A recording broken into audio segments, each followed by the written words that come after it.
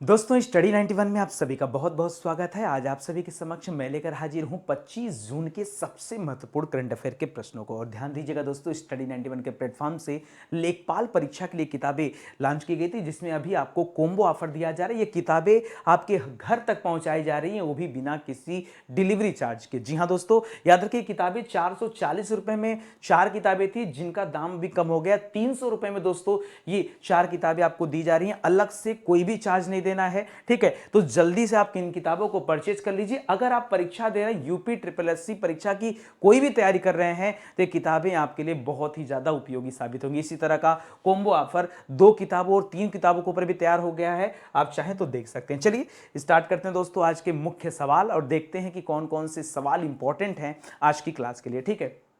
पहला सवाल देखिए, लिख रहा किस भारतीय राज्य में G20 शिखर सम्मेलन 2023 का आयोजन किया जा रहा है। देखिए यहां पे समझिएगा, यहां पर देखिए आपको दो चीजें ध्यान देना। एक तो आपने सुना होगा G7 समिट के बारे में और एक सुना होगा G20 के बारे में, ठीक है। तो G7 का दोस्तों अगर हम यहां पे बात करें 2022 की समिट दोस्तों कहां पे हो रही G7 की, तो याद रखें दोस्तों G7 का समिट हो रहा है आपके जर्मनी में। कहां पे हो रहा है दोस्तों? ये जर्मनी में हो रहा है। वहीं अगर मैं बात करूं दोस्तों G20 के बारे में, तो याद रखेगा 2022 की समिट हो रही है बाली नामक स्थान पर। और ये बाली कहां दोस्तों? ये आपके इंडोनेशिया में। कहां पर है? ये इंडोनेशिया में दोस्तों, इसको याद रखेगा, ठीक है। इसी तरह से एक चीज दोस्तों और याद रखेगा, 2023 का समिट कहां पे होने वाला है? 2023 का समिट तो याद रखें दोस्तों, ये आपके भारत में होने वाला, ठीक है। और इसी के लिए बताया गया दोस्तों, भारत में ये जो G20 समिट होने वाला 2023 में, ये किस राज्य में होगा? तो इसके लिए जो जगह चुना गया दोस्तों, ये जम्मू कश्मीर चुना गया, ठीक है, जम्मू कश्मीर। एक सवाल यहां पे और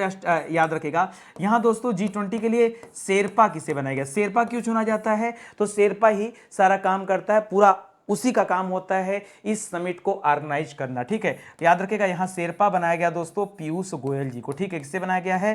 पीयूष गोयल को शेरपा बनाया गया। ये भी आपके लिए अच्छा सवाल है। एक सवाल और याद रखिएगा, अभी कल की डेट में हम लोगों ने पढ़ा दोस्तों कि अभी ब्रिक्स समिट का आयोजन कहां पे किया गया? तो याद रखिएगा ब्रिक्स का आयोजन किया गया है चीन में, ठीक है। ये 14वां समिट है ब्रिक्स का, ये 14वां समिट है जिसका आयोजन कहां पे हुआ है? चीन में हुआ है। तो इसको भी याद रखिएगा, ठीक है। एक चीज और दोस्तों, क्योंकि बात यहां पर G20 की है, इसलिए कम से कम आपको पता होना चाहिए। अच्छा, उत्तर तो यहां पे क्या हो जाएगा? जम्मू कश्मीर हो जाएगा। अब G20 में वो 20 देश कौन कौन से होते हैं, मैं जरा शॉर्टकट में आपको बताना चाहूंगा, ठीक है। कुछ देश अमेरिका के हैं दोस्तों, याद रखिएगा, जैसे अमेरिका हो गया यहां पर, ठीक है। आपका कनाडा देश हो गया, जरा याद करिएगा, अमेरिका हो गया, कनाडा हो गया, मैक्सिको हो गया, क्या हो गया? मैक्सिको हो गया। ये उत्तरी अमेरिका के देश हैं। नीचे आएंगे दोस्तों तो आपको अर्जेंटीना देश मिलेगा, अर्जेंटीना मिलेगा। उसके नीचे आएंगे तो आपको ब्राजील मिल जाएगा, ठीक है। इतने देश हो गए दोस्तों, ये उत्तरी और दक्षिणी अमेरिका महाद्वीप के देश हैं, ठीक है। ये 5 देश हो गए। इसके बाद आप आ जाइए यूरोप में। यूरोप में आएंगे दोस्तों तो सबसे पहले आपको मिलेगा यूके मिलेगा, ठीक है। आपको मिलेगा जर्मनी मिलेगा, ठीक है। आपको मिलेगा इटली, आपको मिलेगा फ्रांस, ठीक है। इटली, फ्रांस, ठीक है, ये मिल गए आपको, इधर 4 मिल गए, ठीक है। इसके अलावा EU मिल जाएगा, यूरोपियन यूनियन, तो इधर भी 5 हो गए, 5 5 10। इसके बाद आप आ जाइए ऊपर दोस्तों, आपको रूस मिल जाएगा। रूस के ठीक नीचे आप चीन को ले लीजिए, चीन के बगल में आप जापान को ले लीजिए, जापान से थोड़ा नीचे आएंगे तो इधर दक्षिण कोरिया ले लीजिए, ठीक है, दक्षिण कोरिया ले लीजिए, ठीक है। थोड़ा सा आप तुर्की साइड बढ़ जाइए, ठीक है, और किधर चले जाइए? आप सऊदी अरब साइड चले जाइए, ठीक है। ये हो गया आपका, ठीक है। कितने हो गए? तो इधर 5 5 10 हो गए, 10 3 13, 13 3 16, 16 हो गए, ठीक है। और देखिए इधर लिख दे रहा हूं, ठीक है, सऊदी अरब हो गया। इसके अलावा दोस्तों यहाँ दक्षिण अफ्रीका भी लिख लीजिए, दक्षिण अफ्रीका हो गया आपका, ठीक है। इसके अलावा इंडोनेशिया डाल दीजिए, इसमें इंडोनेशिया देश हो गया, ठीक है, इंडोनेशिया हो गया। तो 16 2 18 हो गए, ठीक है। और इसके अलावा कौन है दोस्तों? ऑस्ट्रेलिया देश है, 18 1 19 हो गया, और एक आपका भारत हो गया, ये आपका 20 हो गया, ठीक है। तो ये 20 देश हैं। कम से कम ये सारी चीजें याद होनी चाहिए। कैसे याद होता है? सिस्टमेटिक तरीके से पढ़ोगे तो आपको भी याद हो जाएगा। 19 देश के साथ एक EU है, इसको लेकर के दोस्तों संख्या कितनी हो जाती? 20 हो जाती, ठीक है। आइए आगे देखते हैं। अब यहां विस्तार से बहुत सारी बातें लिखी हैं, आप चाहे तो पढ़ सकते हैं। फिलहाल जो मैंने आपको समझाया वही यहां पर है, ठीक है। अब हम बात करते हैं दोस्तों इवेंट एंड समिट के ऊपर, ठीक है। क्यों? जैसे यह एक इवेंट है, ऐसे बहुत सारे इवेंट आयोजित किए गए, तो देखते हैं कि कौन कौन से इवेंट कहां कहां आयोजित किए गए। पहला ये हो जाएगा दोस्तों G20 शिखर सम्मेलन 2023 में जो भारत में होने वाला है, ये कहां पर आयोजित किया जाएगा? तो जम्मू कश्मीर में, याद रखेगा, ठीक है। 14वां ब्रिक्स बताई दिया आपको, ये आपके चीन में आयोजित किया जा रहा है। साइबर सुरक्षा और राष्ट्रीय सुरक्षा पर राष्ट्रीय शिखर सम्मेलन का आयोजन कहां पे किया जा रहा है? तो ये नई दिल्ली में किया जा रहा है, गृह मंत्रालय इसमें इन्वॉल्व है। ठीक है, कह रहा है जलवायु परिवर्तन के लिए संबोधित करने के लिए युवा सांसदों का 8वां वैश्विक सम्मेलन कहां पे हुआ? तो ये अफ्रीका में एक देश है दोस्तों, मिस्र, जिसकी राजधानी क्या है? काहिरा। ठीक है, तो मिस्र में हुआ। हाल ही में आसियान देशों के विदेश मंत्रियों की बैठक पहली बार दोस्तों भारत में आयोजित की गई और यह भारत के दिल्ली में हुआ। ठीक है, आगे लिख रहा हाल ही में राज्य के मुख्य सचिवों की बैठक कहां पे हुई? तो यह बैठक हुई आपके हिमाचल प्रदेश में। राज्य के मुख्य सचिव लोगों की बैठक हुई हिमाचल प्रदेश में। इसकी अध्यक्षता हमारे कैबिनेट मंत्री राजीव गौबा ने किया था। याद रखें, कैबिनेट मंत्री कैबिनेट सचिव हैं दोस्तों राजीव गौबा, उन्होंने किया था। ठीक है, पहली बार भारत यूरोपीय संघ सुरक्षा और रक्षा परामर्श का आयोजन कहां पे किया गया? तो इसका आयोजन हुआ दोस्तों बेल्जियम की राजधानी ब्रुसेल्स में। यहां पे देखिए लिखा है, याद रखिएगा। ठीक है, 12वें विश्व व्यापार संगठन का मंत्री स्तरीय सम्मेलन कहां पे हुआ? तो स्विट्जरलैंड के जिनेवा में हुआ। शीतल षष्ठी पर्व उड़ीसा में मनाया जाता है। और life style for a environment, एक लाइफ नाम का मूवमेंट शुरू किया दोस्तों। यह मूवमेंट मोदी जी ने स्टार्ट किया। और अखिल भारतीय आयुर्वेद महासंघ के 59वें सम्मेलन का उद्घाटन किसने किया? तो हमारे राष्ट्रपति रामनाथ कोविंद जी ने किया। ठीक है, ये आपके इवेंट से जुड़े हुए इतने सवाल थे जो करंट अफेयर में हम लोगों ने इधर बीच हफ्ते 10 दिन 15 दिन में पढ़ा था। तो आप रिवीजन करिए, जितना ज्यादा रिवीजन करेंगे उतना ज्यादा आपको याद रहेगा। ठीक है, आगे बढ़िए और क्लास को पूरा देखा करिए। बहुत सारे ऐसे बच्चे हैं 4-5 क्वेश्चन देख के मुझे लगता चले जाते हैं, क्या फायदा मिलता है आपको ऐसे करने में? ऐसा मत करिए, पूरी क्लास देखिए दोस्तों, आकर के आपके लिए ज्यादा बेहतर रहेगा। ठीक है, आगे देखिए, करा बिना ऑक्सीजन अन्नपूर्णा चोटी पर चढ़ने वाले पहले भारतीय पर्वतारोही कौन बने? सोच समझ के बताइएगा दोस्तों, बिना ऑक्सीजन के अन्नपूर्णा चोटी पर चढ़ने वाले पहले भारतीय कौन बने, ये आपको बताना है। यहां पे सभी नाम हाल फिलहाल में चर्चा में रहा है। ठीक है, अगर हम दोस्तों यहां पे बात करें केंट कूल का, तो केंट कूल याद रखेगा, ये पहले ऐसे विदेशी व्यक्ति हैं,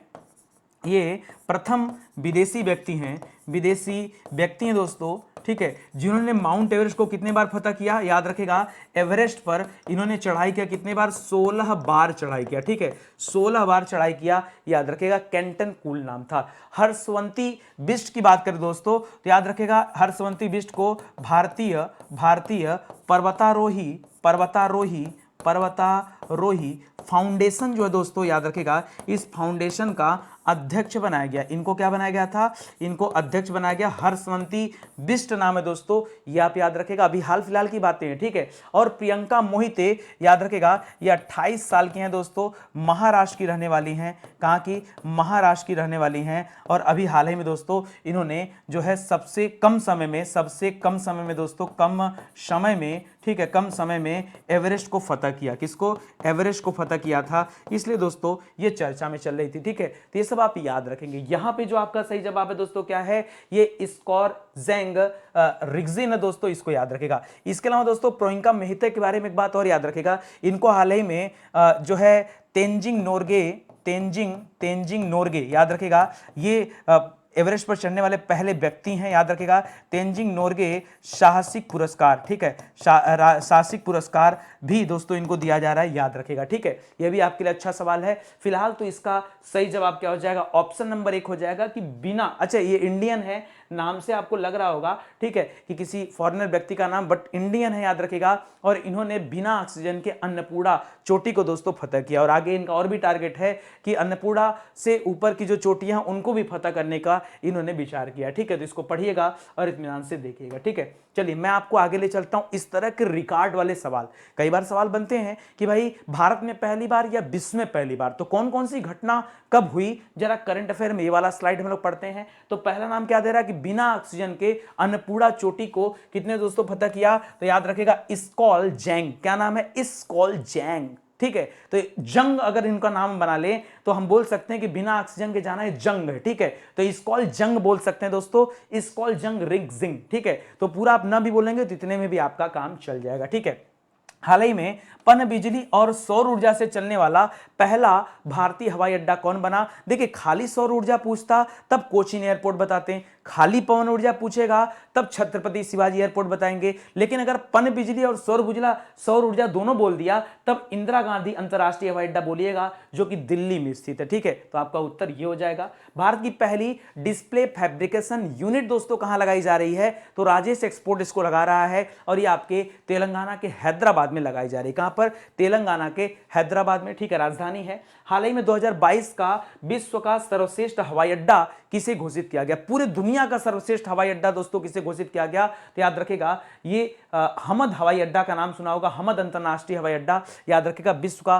सर्वश्रेष्ठ हवाई अड्डा घोषित किया गया। भारत के अंदर दोस्तों किसे किया गया? तो याद रखेगा एक इसी वाली लिस्ट में कैंपेगौड़ा हवाई अड्डा था, वो भी याद रखेगा। ठीक है, हाल ही में किस स्थान पर सबसे बड़े जीवित पौधे की खोज की गई? तो लगभग 200 वर्ग किलोमीटर में फैला हुआ जीवित पौधा है जिसे यूनेस्को ने संरक्षित कर लिया और ये आपके ऑस्ट्रेलिया में। कहां पर है? ऑस्ट्रेलिया में। हाल ही में कौन सा देश पहली बार नाटो शिखर सम्मेलन में भाग लेने जा रहा है? तो ध्यान दीजिएगा दोस्तों, जापान जा रहा है भाग लेने। भारत का कौन सा एयरपोर्ट पवन ऊर्जा से चलने वाला, बता दिया ना, पवन ऊर्जा से चलने वाला पहला एयरपोर्ट कौन बन गया है? तो याद रखेगा छत्रपति शिवाजी महाराज अंतरराष्ट्रीय हवाई अड्डा। इस्पात स्लैग से निर्मित 6 लेन की एक सड़क बनी है, ये आपके सूरत में बनाई गई है। ये वही सूरत है जहां पर बुलेट ट्रेन चल रही है और उसके बीच में स्टेशन फाइनल हुआ है। ठीक है, तो याद रखेगा ये भी बुलेट ट्रेन अहमदाबाद से मुंबई के बीच में चलने वाली, उसके बीच में सूरत स्टेशन है। ड्रोन नीति को लागू करने वाला पहला राज्य कौन सा है? तो ध्यान दीजिएगा पहला राज्य हिमाचल प्रदेश। ठीक है, हिमाचल प्रदेश पहला राज्य है, जबकि ड्रोन स्कूल मध्य प्रदेश में खोले जा रहे हैं 5 जगह पे, ग्वालियर, इंदौर, भोपाल, जबलपुर, सतना। ठीक है, याद रखेगा। करा किस देश ने जानवरों के लिए पहला कोविड-19 वैक्सीन बनाया? जानवरों के लिए भारत ने बनाया दोस्तों, जिसका नाम है एनकोवैक्स। क्या नाम है? एनकोवैक्स। तो ये सभी आपके लिए इंपॉर्टेंट सवाल थे। चलिए बढ़ते हैं अगले सवाल पर। लिख रहा हाल ही में अखिल भारतीय फुटबॉल महासंघ, अखिल भारतीय फुटबॉल महासंघ जिसे आप AIFF कहते हैं दोस्तों, इसके सलाहकार समिति के अध्यक्ष के रूप में दोस्तों किसे चुना गया, ये आपको बताना। ठीक है, इसके पहले दोस्तों प्रफुल्ल पटेल जी थे और 12 साल से दोस्तों याद रखेगा इस समिति के अध्यक्ष कौन थे?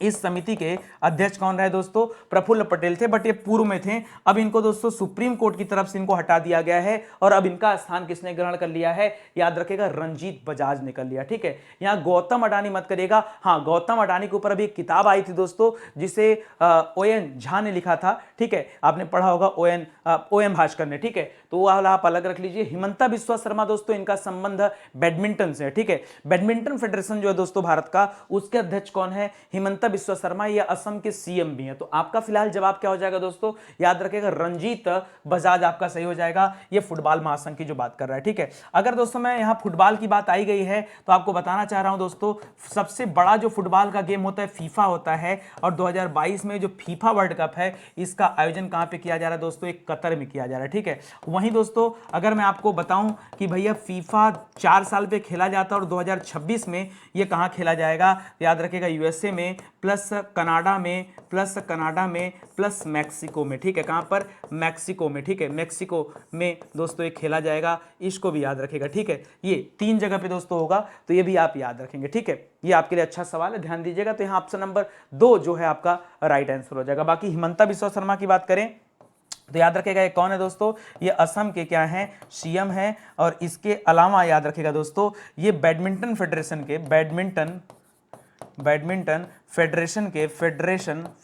के क्या है दोस्तों? अध्यक्ष भी हैं। ठीक है, अंतरराष्ट्रीय वाले में भी इनको दोस्तों शामिल किया गया एज अ मेंबर। ठीक है, तो इसको भी याद रखेगा।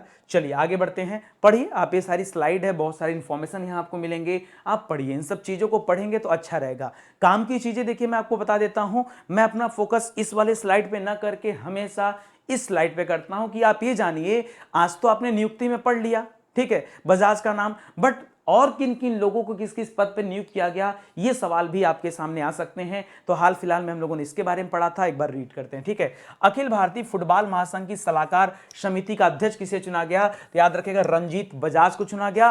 पहले प्रफुल्ल पटेल थे, अब कौन आ गए हैं? रंजीत बजाज आ गए हैं। ठीक है, अगला सवाल करा भारतीय प्रेस परिषद, जिसे आप प्रेस काउंसिल ऑफ इंडिया बोलते हैं, ठीक है, पीटीआई मत बोलिएगा, ठीक है, प्रेस काउंसिल ऑफ इंडिया दोस्तों। और इसका अध्यक्ष किसे बनाया गया, तो रंजना प्रकाश देसाई को बनाया गया। किसे, रंजना प्रकाश देसाई को बनाया गया। इसके पहले जो पीटीआई का अध्यक्ष जो बनाया गया था वो अवीक सरकार को बनाया गया था, ठीक है, वो भी याद रखेगा।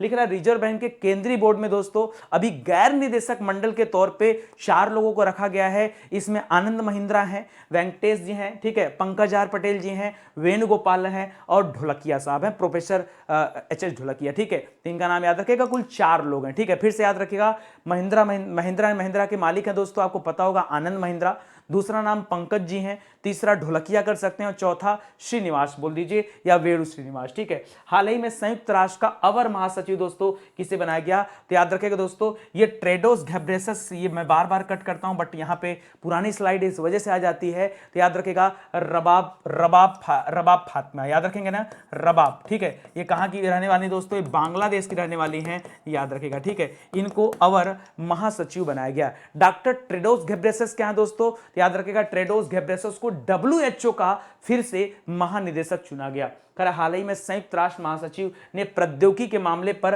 अपना दूत किसे बनाया, तो इनका नाम है अमनदीप गिल, ठीक है, क्या नाम है, अमनदीप गिल। शीर्ष स्तरीय नौकरशाही फेरबदल में सीबीएसई का अध्यक्ष किसे बनाया गया, निधि छिब्बर को बनाया गया। किसे, निधि छिब्बर वर्तमान में सीबीएसई के अध्यक्ष हैं। हाल ही में किसे, मनरेगा लोकपाल के पद पर दोस्तों अपॉइंट किया गया। खाली लोकपाल पूछेगा तो प्रदीप कुमार मोहंती बताइएगा दोस्तों, और यहां पर आपसे क्या पूछ दिया है, मनरेगा लोकपाल, तो याद रखेगा ओएन ओझा, ठीक है, ये सॉरी एनजे ओझा, क्या नाम है, एनजे ओझा। भारतीय स्टेट बैंक के नए एमडी कौन बने, पहले तो अश्विनी भाटिया थे, वो चले गए सेबी में पूर्णकालिक सदस्य के रूप में, और यहां पे कौन आ गए दोस्तों, चौधरी जी आ गए, आलोक कुमार चौधरी, क्या नाम है, आलोक कुमार चौधरी, ठीक है। अंतरराष्ट्रीय एल्युमिनियम संस्थान के अध्यक्ष के रूप में दोस्तों किसे बनाया गया, तो सतीश पई को बनाया गया, ठीक है। और सेबी में कौन गए दोस्तों, पूर्णकालिक सदस्य के रूप में, तो याद रखेगा अश्विनी भाटिया गए। वर्तमान में सेबी की पहली महिला अध्यक्ष कौन है, तो याद रखेगा माधवीपुरी बुच नाम है, क्या नाम है, माधवीपुरी बुच, ठीक है। चलिए आगे बढ़ते हैं। अगला सवाल देखिए, हाल ही में जारी विश्व फीफा रैंकिंग में, क्या वर्ल्ड फीफा रैंकिंग में भारतीय फुटबॉल टीम का दोस्तों कौन सा स्थान है, ये आपको बताना है, ठीक है। भारतीय फुटबॉल टीम का स्थान कौन सा है, ठीक है। तो याद रखें दोस्तों, पहले भारतीय फुटबॉल टीम का, ठीक है, जो पुराना स्थान था, मतलब पुराने समय में दोस्तों याद रखेगा, पुराने समय में जो स्थान था ये 106वां स्थान था, याद रखेगा। बट इस बार दोस्तों एक छलांग लगाई दोस्तों यहां पर, और याद रखेगा इस बार स्थान कितना हो गया, 104वां स्थान है, ठीक है। 104वां स्थान किसका है, ये फीफा रैंकिंग में दोस्तों स्थान है भारतीय टीम का, तो 104वां स्थान, ठीक है, 104वां स्थान है, इसको याद रखिएगा। बाकी का जो ऑप्शन दे रहा दोस्तों यहां पे मैच नहीं कर रहा है, इसको याद रखिएगा, ठीक है। इस तरह के रैंक और इंडेक्स के सवाल भी दोस्तों कई सारे पूछे जाते हैं, बट ये आपका स्पोर्ट्स का सवाल है, इसलिए हम ज्यादा इस ऑप्शन पे बातचीत नहीं करना चाहता, ठीक है, इसको याद रखेगा, अच्छा सवाल है। बाकी आप चाहे तो यहां पढ़ सकते हैं। हाँ, एक चीज यहां इंपॉर्टेंट है कि अगर आप बात करेंगे दोस्तों एशियाई फुटबॉल परिसंघ के सदस्यों की, तो वहां पर जो भारत की रैंकिंग चेक करेंगे तो यहां देखेंगे दोस्तों भारत की रैंकिंग कितना है, 19वां स्थान है, भारत का 19वां स्थान है, ठीक है। अच्छा, नंबर 1 पर दोस्तों कौन है, तो याद रखेगा नंबर 1 पर यहां बेल्जियम देश है, याद रखेगा नंबर 1 पर बेल्जियम देश है। नंबर 2 पर दोस्तों कौन है, ब्राजील देश है, ठीक है। इसके बाद आगे 3 नंबर पे आएंगे तो आपको और भी देश मिलेंगे, ठीक है। चलिए आगे बढ़ते हैं दोस्तों, हम लोग खेल से संबंधित जो अच्छे सवाल हैं एक बार उन पे चर्चा करते हैं। पहला सवाल ये हो गया कि भाई फीफा रैंकिंग जो आई है, ठीक है, उसमें भारत का कौन सा स्थान है, तो याद रखेगा 104, 104वां स्थान। किर्गिस्तान के बिस्केक में दोस्तों आयोजित अंडर 17 एशियाई चैंपियनशिप का खिताब किसने जीता है, तो भारत ने जीता है। किसने जीता है, भारत ने जीता है। कुल 18 गोल्ड मेडल दोस्तों यहां भारत ने जीता है, ठीक है। लिख रहा है फिनलैंड के क्वार्टेनो खेलों में, दोस्तों ये मैं क्वेश्चन पोल कराया था और सारे बच्चों ने जो है गलत जवाब दिया, ठीक है, सारे बच्चों ने दोस्तों यहां अलग अलग जवाब दिया। याद रखिएगा क्वार्टेनो की बात करेंगे तो कौन आएगा दोस्तों, नीरज चोपड़ा आएंगे, ठीक है। लेकिन यही पाओ नूर्मी खेलों की बात करेंगे तो वहां कौन आएगा, याद रखिएगा ओलिवियर हेलेंडर। कौन है, देखिए लिखा होगा, ये फिनलैंड में पावो नूर्मी खेलों में जेवलिन थ्रो में कौन आगे है, तो याद रखेगा ओलिवियर हेलेंडर नाम मैंने आपको पढ़ाया था। याद रखिए भाई, कंफ्यूज ऐसे मत होइए, दोनों गेम फिनलैंड में हुए। फिनलैंड की राजधानी कहां है, याद रखेगा हेलसिंकी है। कहां पर, हेलसिंकी। आगे देखिए, हाल ही में कैनेडियन ग्रांड प्रिक्स किसने जीता, तो याद रखेगा मैक्स वर्स्टैपेन ने जीता। इसके ठीक पहले अजरबैजान ग्रांड प्रिक्स हुआ था, वो भी मैक्स वर्स्टैपेन ने जीता था। उसके पहले सार्बियो पेरेज ने जीता था मोनाको ग्रांड प्रिक्स, तो उसे भी याद रखेगा, ठीक है। राष्ट्रमंडल खेलों के लिए 2022 के लिए 37 सदस्यों की दोस्तों एक टीम रवाना हुई, और उसकी जो है अध्यक्षता, मतलब उसको कौन लीड कर रहा है, तो याद रखेगा नीरज चोपड़ा यहां पर कर रहे हैं, ठीक है। नीरज चोपड़ा के नेतृत्व में एथलीट गए हैं कॉमनवेल्थ गेम खेलने के लिए, और कॉमनवेल्थ गेम इस बार हो कहां रहा है, तो याद रखेगा बर्मिंघम में हो रहा है, बर्मिंघम इंग्लैंड में पड़ता है, ठीक है। आगे देखिए, करा फीफा 2026 वर्ल्ड कप की मेजबानी कौन देश करेगा, तो अभी 2022 वाला तो कतर में हो रहा है, 2026 वाला 3 जगह होगा दोस्तों, अमेरिका में, मैक्सिको में, कनाडा में, उसको भी याद रखेगा।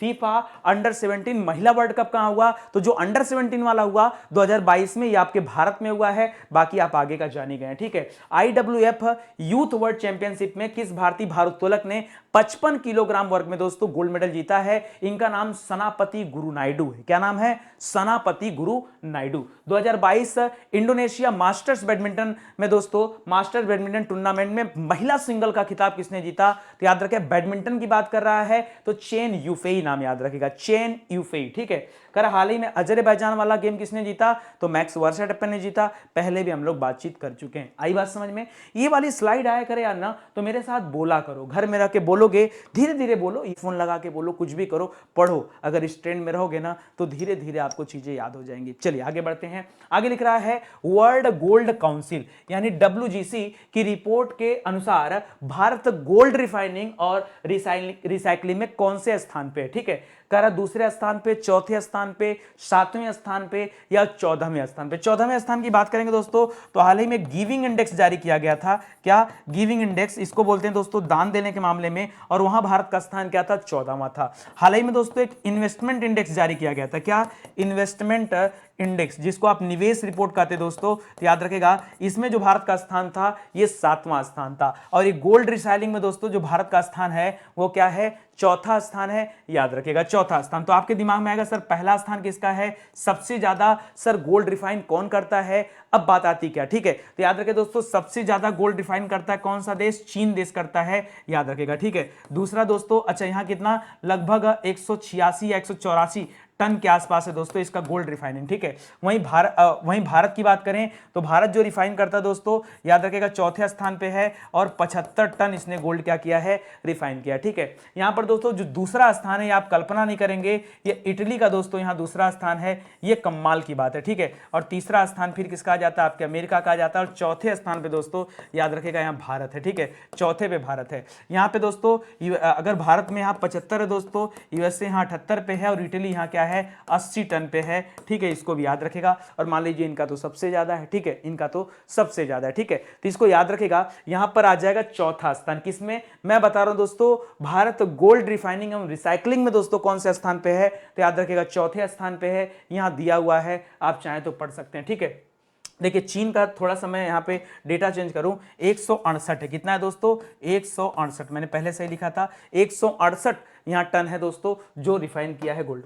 रैंक सही है दोस्तों, चौथा रैंक है, इसको याद रखेगा, ठीक है। चलिए आगे बढ़ते हैं, अगले सवाल पर आते हैं, ठीक है। सूचकांकों से जुड़े हुए कुछ अच्छे सवाल हैं जो करंट अफेयर में चर्चा में रहे हैं, जरा उन पे एक नजर डालते हैं, ठीक है। तो गोल्ड रिफाइनिंग में भारत का स्थान कौन सा याद रखेंगे, चौथा याद रखेगा। माइक्रो फाइनेंसिंग ऋणों के बकाया पोर्टफोलियो में आपको पता होगा दोस्तों, सबसे ज्यादा जो बकाया पैसा था वो लगभग 36,800 करोड़ रुपए था, और वो था तमिलनाडु का, ठीक है, तमिलनाडु इसमें नंबर 1 पे था, इसको याद रखेगा। इसके बाद पश्चिम बंगाल था, कितना था, 35,900 के आसपास, ठीक है, तब जाके अलग अलग राज्यों का स्थान है, फिर बिहार वगैरह का नंबर था, ठीक है, तो याद रखेगा। कह रहा कुल नवीकरणीय ऊर्जा क्षमता वृद्धि के लिए विश्व स्तर पर अक्षय ऊर्जा प्रतिष्ठानों में भारत का स्थान कौन सा है, तो अक्षय ऊर्जा जब जब सवाल आएगा तीसरा स्थान बताइएगा भारत का, जबकि पावर इंडेक्स में चौथा स्थान है, ठीक है। ग्लोबल स्टार्टअप इकोसिस्टम रैंकिंग में कौन सा राज्य एशिया में नंबर 1 पर है, तो नंबर 1 पर केरल है भारत से, ठीक है। हरुन इंडिया रिपोर्ट के अनुसार भारत की सबसे मूल्यवान कंपनी कौन है, नंबर 1 पर रिलायंस,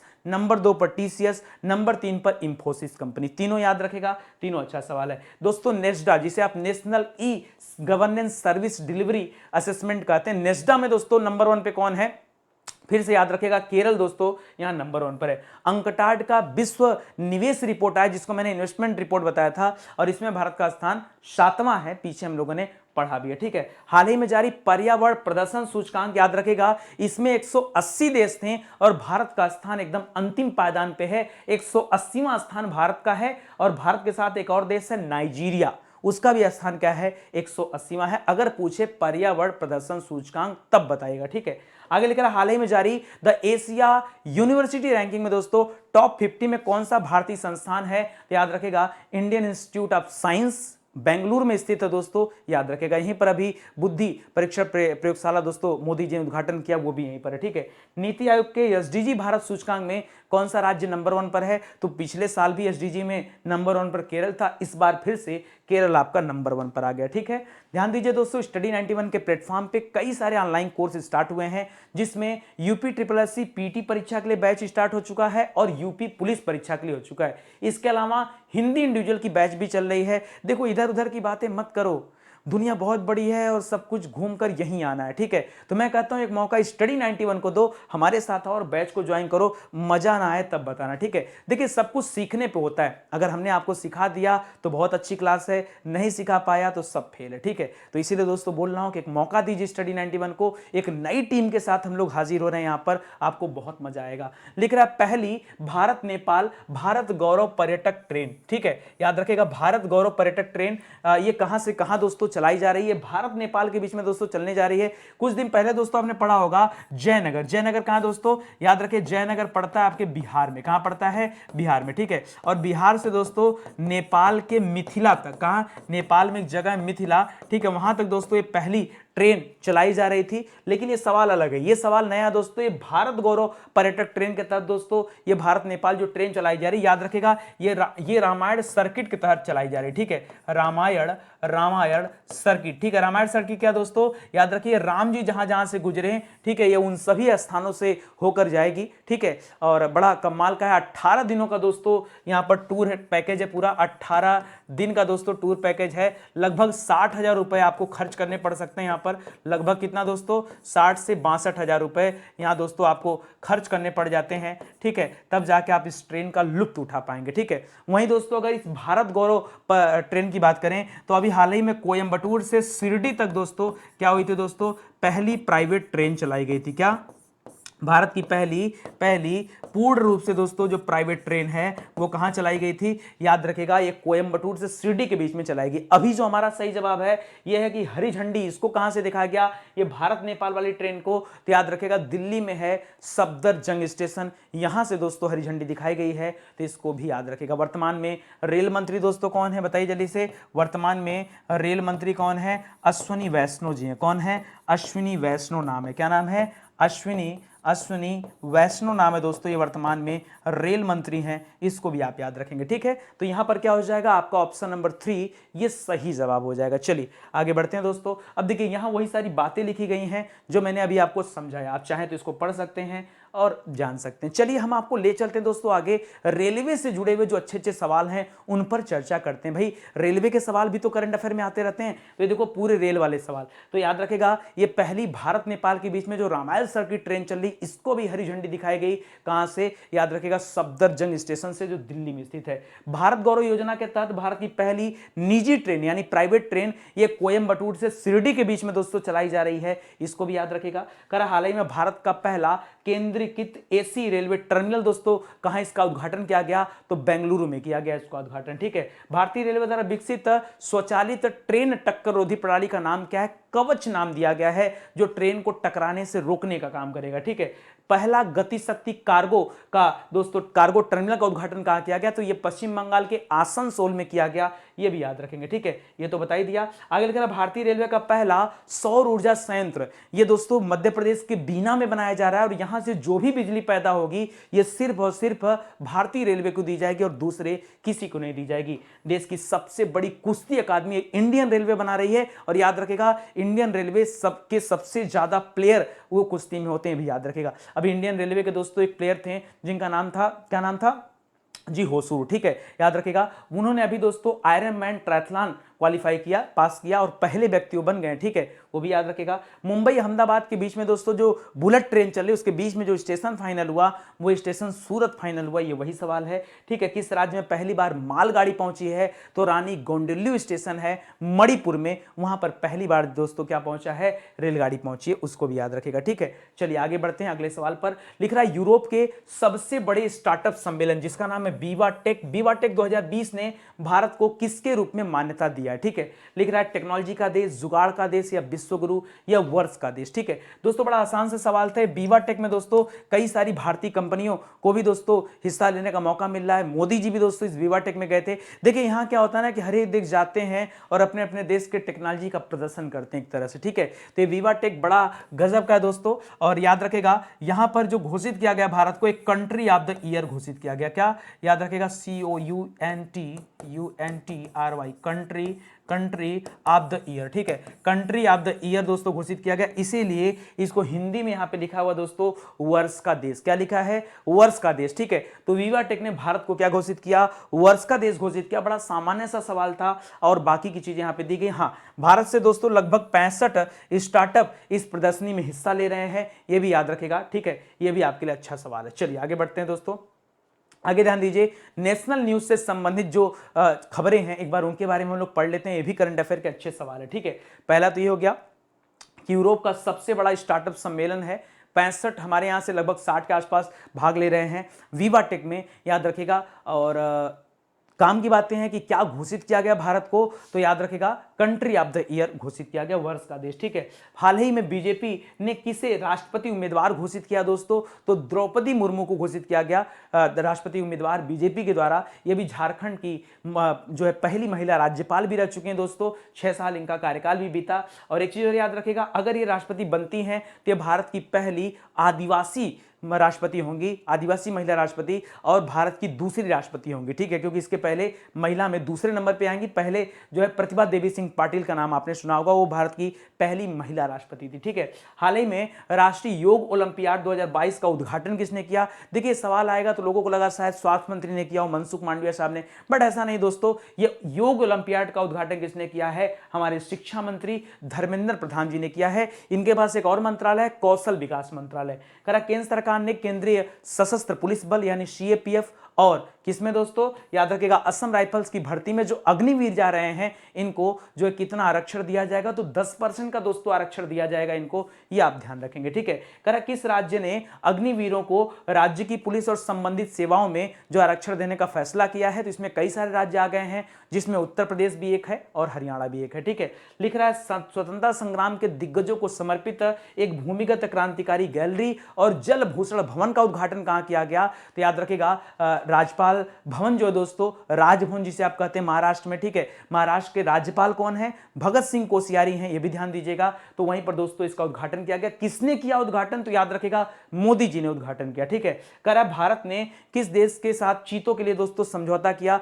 तो 2 देश के साथ किया। इन चीतों को मध्य प्रदेश के जंगलों में छोड़ा जाएगा। 12 चीते दक्षिण अफ्रीका से आ रहे हैं दोस्तों, और बाकी के 8 चीते नामीबिया देश से आ रहे हैं, याद रखेंगे। ठीक है, हाल ही में किस राज्य में राष्ट्रीय सीमा शुल्क और जीएसटी संग्रहालय का उद्घाटन किया गया, तो हमारी वित्त मंत्री निर्मला सीतारमण ने उद्घाटन किया है गोवा के पणजी में। ठीक है, और है कि हाल ही में पर्यावरण दिवस के अवसर पर किसने पुनीत सागर अभियान शुरू किया, तो याद रखेगा ये समुद्र तटों की सफाई के लिए पुनीत सागर अभियान स्टार्ट किया गया एनसीसी के द्वारा। ठीक है, नेशनल कैडेट कोर जिसे आप कहते हैं, याद रखेंगे। ठीक है, चलिए बढ़ते हैं अगले सवाल पर। लिख रहा भारत के Gujarat international finance tech city, जिसे आप दोस्तों गिफ्ट सिटी कहते हैं। ठीक है, Gujarat international finance tech city, इसी को दोस्तों गिफ्ट सिटी कहते हैं। अभी पढ़ा होगा आपने, हाल ही में दोस्तों गिफ्ट सिटी कहां खोला गया, तो गुजरात में खोला गया। तो इसके क्षेत्रीय कार्यालय का महानिदेशक दोस्तों किसे बनाया गया, तो याद रखेगा ये आप जो बैंक का नाम सुने होगा, जो ब्रिक्स का जो बैंक है दोस्तों। ठीक है, ये ब्रिक्स का जो बैंक है उसी के द्वारा दोस्तों गिफ्ट सिटी खोला गया था,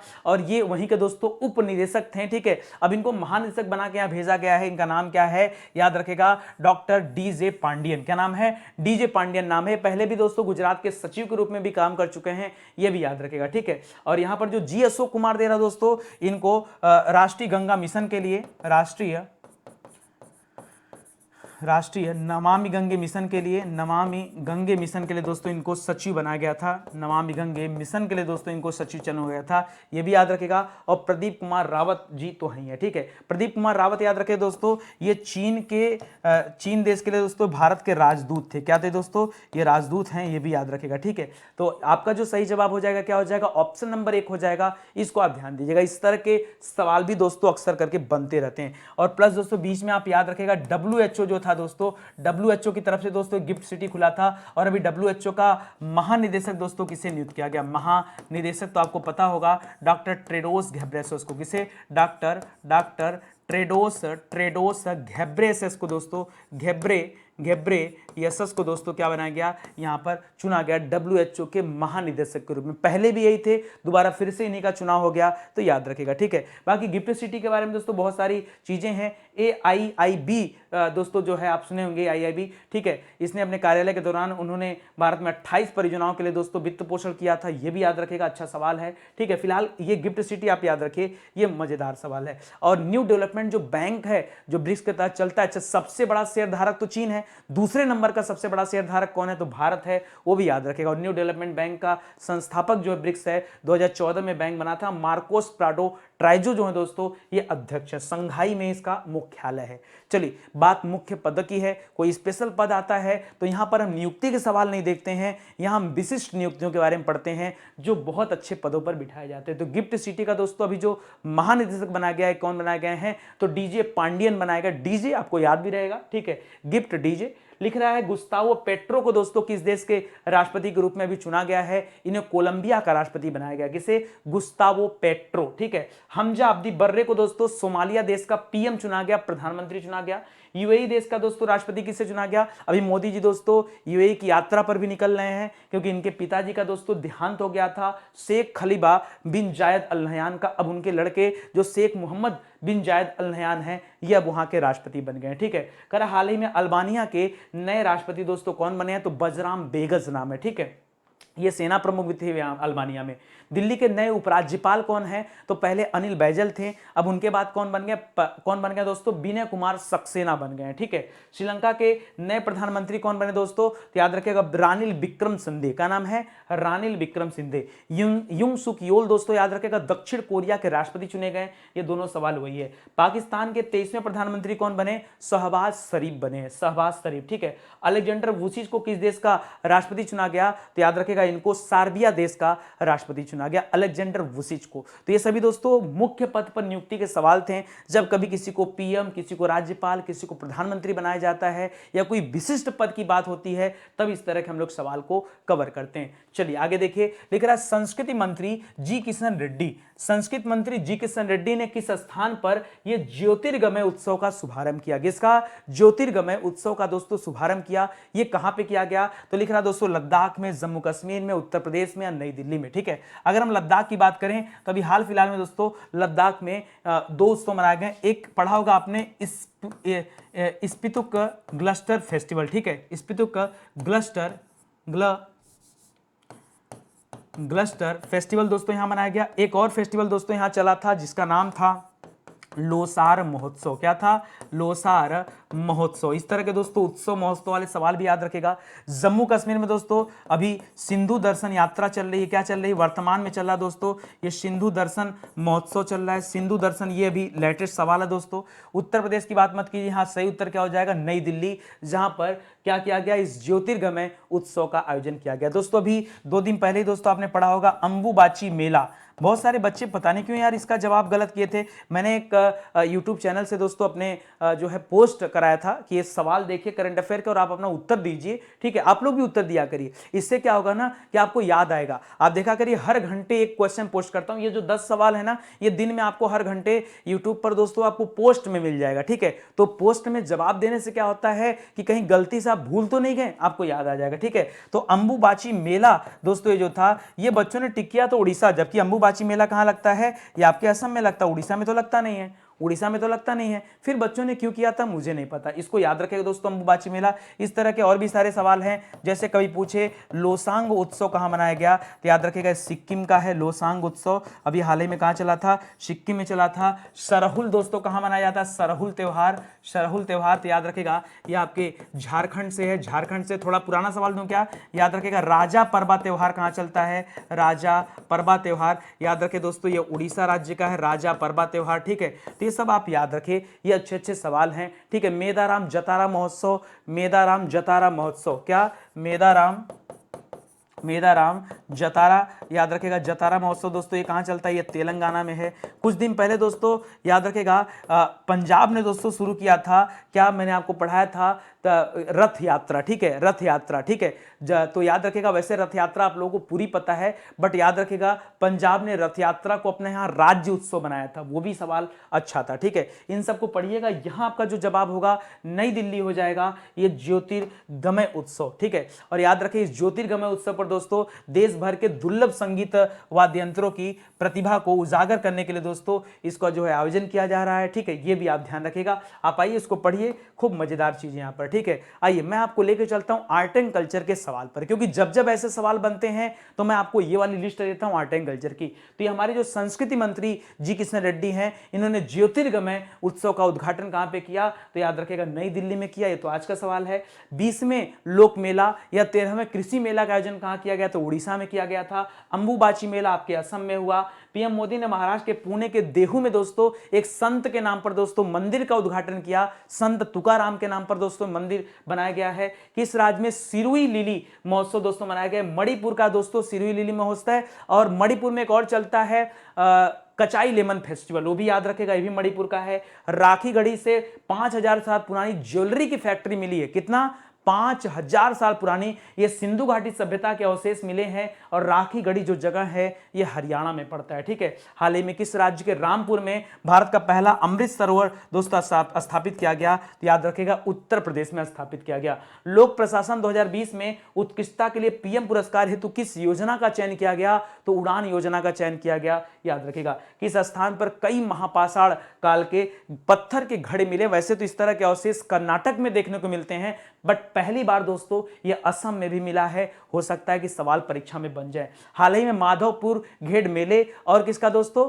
माधवपुर घेड़ मेले, एक काला घोड़ा महोत्सव होता है। ये दोनों उत्सव महोत्सव कहां मनाए जाते हैं, महाराष्ट्र में राज्य में मनाए जाते हैं। हाल ही में किस स्थान पर सरहुल त्योहार मनाया गया, तो याद रखेगा झारखंड में दोस्तों ये सरहुल त्योहार मनाया गया। ये सभी आर्ट एंड कल्चर के सवाल थे। चलिए बढ़ते हैं आगे और आज के आखिरी सवाल पे चर्चा करते हैं कि हाल ही में जारी कौरसेरा ग्लोबल स्किल रिपोर्ट 2022 में भारत किस स्थान पर है, ठीक है। कौरसेरा ग्लोबल स्किल रैंकिंग, क्या लिखा दोस्तों, लिखा है ग्लोबल स्किल रैंकिंग की बात कर रहा है दोस्तों। इसमें दोस्तों भारत का स्थान कौन सा है ये आपको बताना है, ठीक है, ग्लोबल में। तो याद रखेगा कह रहा है 37वां स्थान, 43वां स्थान, या फिर 56वां स्थान, या फिर 68वां स्थान, ठीक है। देखिए पहले भारत का स्थान क्या था दोस्तों, पहले था भारत का 56वां स्थान, बट अभी भारत 12 स्थान नीचे खिसक गया। क्या हो गया दोस्तों, भारत जो है 12 स्थान नीचे आ गया। तो जब आप 12 जोड़ेंगे तो स्थान कितना आएगा दोस्तों, याद रखेगा 68वां स्थान आएगा। वहीं मैं इस 43वें स्थान की बात करूं तो याद रखेगा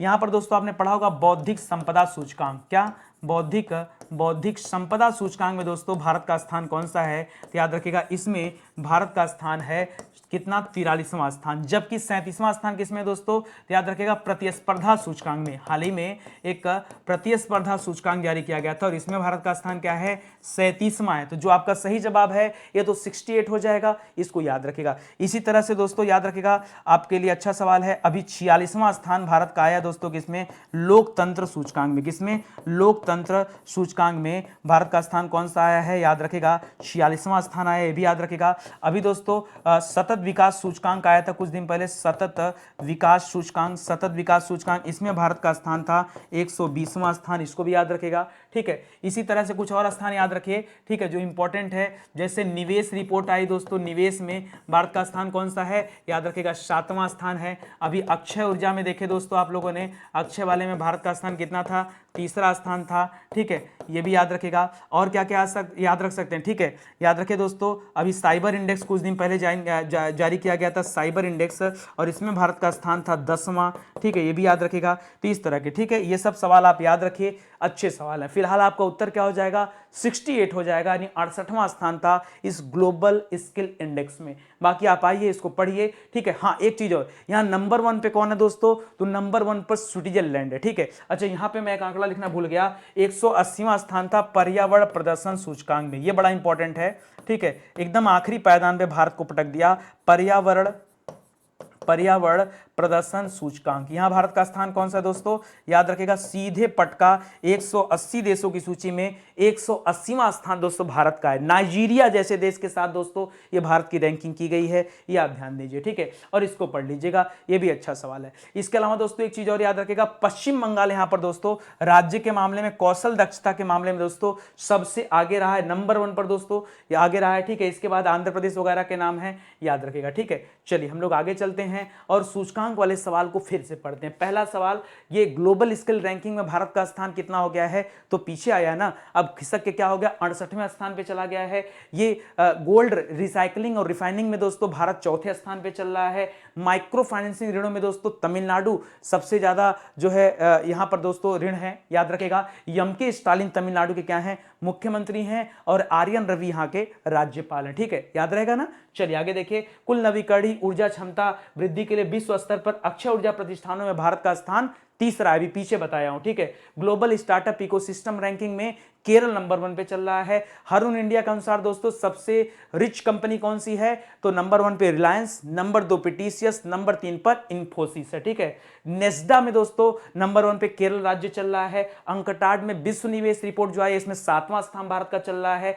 पर्यावरण प्रदर्शन सूचकांक बताई दिया, नाइजीरिया के साथ भारत का 180वां स्थान है। द एशिया यूनिवर्सिटी रैंकिंग में दोस्तों टॉप 50 में भारत का आया है। इंडियन इंस्टीट्यूट ऑफ साइंस जो बेंगलुरु में स्थित है, ठीक है, उसे याद रखेगा। ये इतने सवाल हो गए, तो ये टोटल दोस्तों आज के सवाल ही समाप्त होते हैं। उम्मीद करता हूं आपको अच्छा भी लगा होगा और मजा भी आएगा। ध्यान दीजिएगा, हिंदी इंडिविजुअल का दोस्तों बैच स्टार्ट हो चुका है, अभी थोड़े दिन हुआ दोस्तों, मुश्किल से 5 दिन बीता है, ठीक है। आप आइए बैच को ज्वाइन कीजिए, और देखिए सब पूरी दुनिया ढूंढने में कुछ मिलने वाला नहीं है। कहीं भी जाकर दोस्तों आप ऑफलाइन अगर बैच कर रहे हैं ना, मैं कह रहा हूं एक मौका मुझे दीजिए। ज्यादा तो मैं नहीं कहना चाहूंगा, लेकिन हाँ, जो बच्चे दोस्तों टीजीटी पीजीटी की तैयारी कर रहे हैं, देखिए अगर मैं बात करूं टीजीटी पीजीटी के सिलेबस में, तो आपको पता है कि सिलेबस में साहित्य का पोर्शन बहुत ज्यादा आता है। और ये मेरा जो हिंदी इंडिविजुअल का बैच है, यहां से बहुत ज्यादा साहित्य तो नहीं, लेकिन साहित्य का कुछ हिस्सा मैं यहां पे कवर करा रहा हूं, और साहित्य के कुछ हिस्से के साथ व्याकरण का पूरा हिस्सा, ठीक है, क्योंकि ये हिंदी इंडिविजुअल दोस्तों ये व्याकरण की बैच है। याद रखेगा, जो जनरल ग्रामर आपके आता है, संधि समास, रस, छंद, अलंकार, वर्णमाला,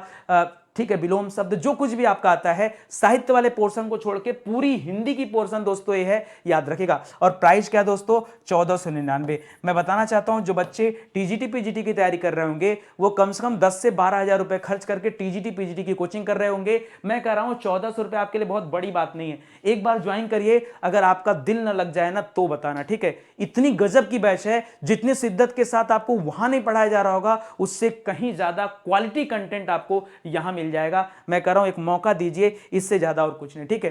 चलिए आज की क्लास यहीं समाप्त होती है, मिलते हैं दोस्तों अगले वीडियो में, तब तक के लिए धन्यवाद। जय हिंद, जय भारत। जिन लोगों ने लाइक नहीं किया प्लीज यार लाइक कर दीजिए, एक बार वीडियो जरूर शेयर किया करिए, ठीक है। हर बार आप लोगों को कहना पड़ता है और यही अच्छा नहीं लगता। चलिए धन्यवाद, थैंक यू।